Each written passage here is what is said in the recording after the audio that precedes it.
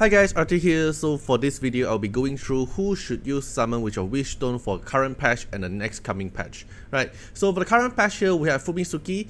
And Fumitsuki, in my own opinion, I would say if you can get her to R2, then maybe she is considerable, but she is mainly used in high-end PvP and she needs a lot of investment, which is in ability mod and also resonance, because you need the skill to be maxed, especially her S2 here. You need her to be maxed so you can only trigger the passive when enemy is under 50%, because this is very major. And then you're gonna need this S3 to be maxed as well. But most probably you're gonna go into the S1 skill up. So she's a very high investment and only used in a very high-end PvP. So if the player who doesn't really like her design and you can't get her to R2, I would just say skip, because she only used in PvP at the moment. If you know how to use her, she's actually very good because she can dispel and put buff blocker from her resonance. But if you can't do that, she doesn't actually work very well for most of the content. Maybe she has some future pro, but for now I would say she doesn't worth the Wishstone unless you can get her to R2 and you're a PvP player. PvE she doesn't really shine.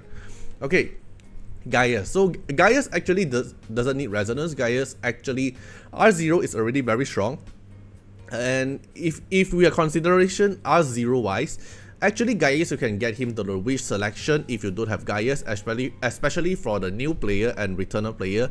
If you don't have Gaius, you can get him from the wish selection pool with 100 Wishstone. The main thing we want from the wish banner here is from the discount, the 70 Wishstone discount here. So Gaius doesn't need resonance a lot, so I would say just skip Gaius. Even though you don't have Gaius, just skip, because the moment you want Gaius, you can go back to the wish selection pool and get it anytime. Okay, Embla. So Embla here is a bit tricky. So for the player who doesn't have Embla, I would suggest at least get one copy of Embla, because in PvE content, R0 Embla actually is already workable, but for those PvE content that is a lot of mob that you want AoE damage, then here comes Embla R2. Embla R2 will start to shine at that case. So for the R2 Embla player, if you want to go to R6, I will highly recommend it if you have the Resonance Stone, if you have enough Wishstone to actually get her to R6, because now is the discount, she have the discount, and her R6 is very unique, very strong in PvE, and maybe in the future PvP meta if you have Fushi. So she kinda gonna be a new meta, I would say, if she goes to R6. But no worries, if you can't get her to R6, R2 already worked perfectly well, just that R6 here will give a lower stack count.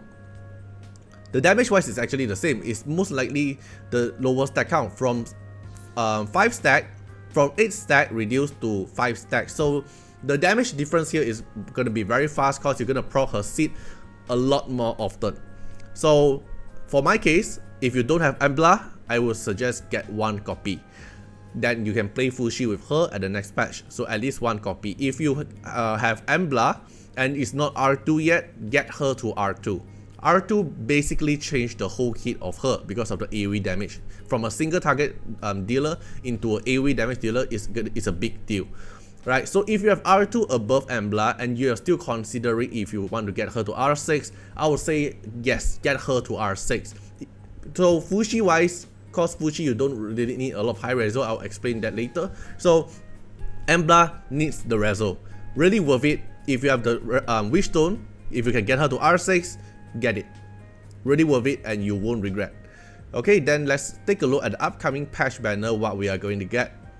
Okay, then for the next patch here, we're gonna have Fushi, Mateo and Ahmed. So let me go through with Fushi first. So Fushi, if you don't have Embla, he himself works perfectly well as well in R0, in terms of R0. So if you have a very high reso Embla, so let's say you have R6 Embla, so what reso do you need on Fushi? I would say R0 is already at a sweet spot. R0 is already very good because R0 you have everything to play with Embla already. You have the passive, you have the multi-hit, everything you need on his kit is already there.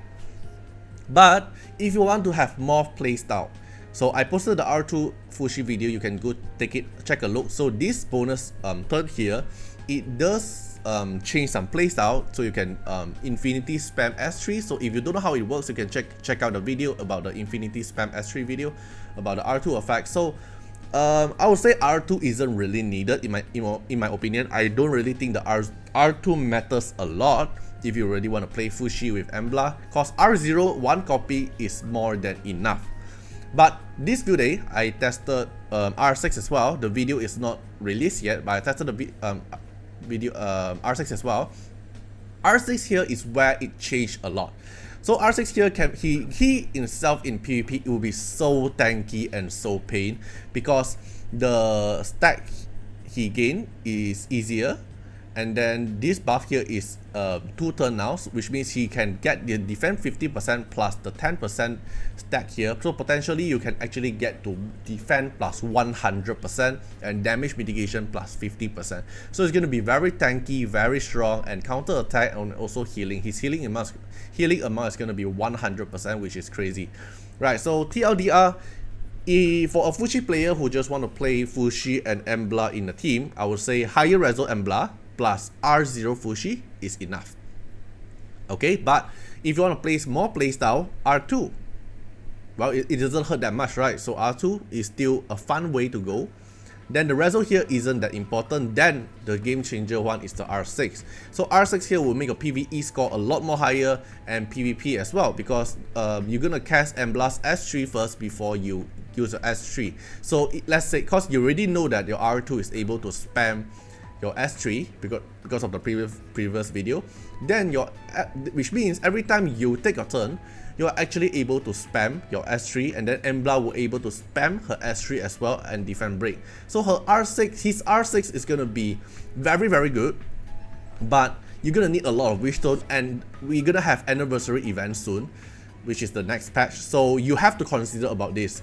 How many Wishstone do you have now? If you R6 Fushi, you're gonna use up all your Wishstone. Are you sure you're gonna all in on Fushi, or you wanna keep some for the anniversary event? So in my point of view, I would say you R0 Fushi first. Play it around first. Don't rush for R6. Play around. See how do you feel with the Fushi and Embla's team comp in your account. Then after that, when we see the new version preview of the upcoming patch, which is the anniversary patch, we can see the next Esper, which is the floating guy, is a shimmer or not. If she is a shimmer, how can we get him? If he is not a shimmer, then you can use a Wishstone on him. Right, so Fushi, I would say R0 first. Then you wait for my video about R6 Fushi, about R2 video, more analyzed video on him first. Then you only decide to go R6, because your Wishstone is not easy to get. Okay, so this is my opinion. R0 is good, R2 is playstyle, R6 is very good, but it's gonna cost a lot of Wishstone. So consider about that. Then the next one is Mateo. So for Mateo player, the resonance actually doesn't matter a lot. It's most likely because the stats bonus, but it don't really change the playstyle a lot. Maybe you can consider to go R2, because the R2 here will make you doesn't need crit rate when enemy have spark, so which is almost all the time.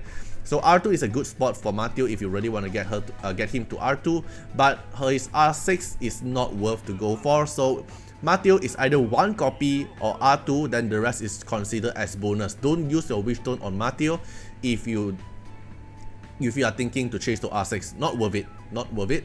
So Mateo wise, if you don't have Mateo, you want to get him a copy, no rush, because you can get him from the wish selection. And if you're R1, you want to go for R2 for the no crit rate, you can consider about that, because the R2 effect will actually make your stats a lot more juicier, a lot more easier to build, because you don't have to care about the crit rate. Okay, so this is my point of view on Mateo. Then for Ahmed. So Ahmed wise, if you don't have Ahmed, you can no rush, because he's in the wish selection pool as well, so you don't have to rush it.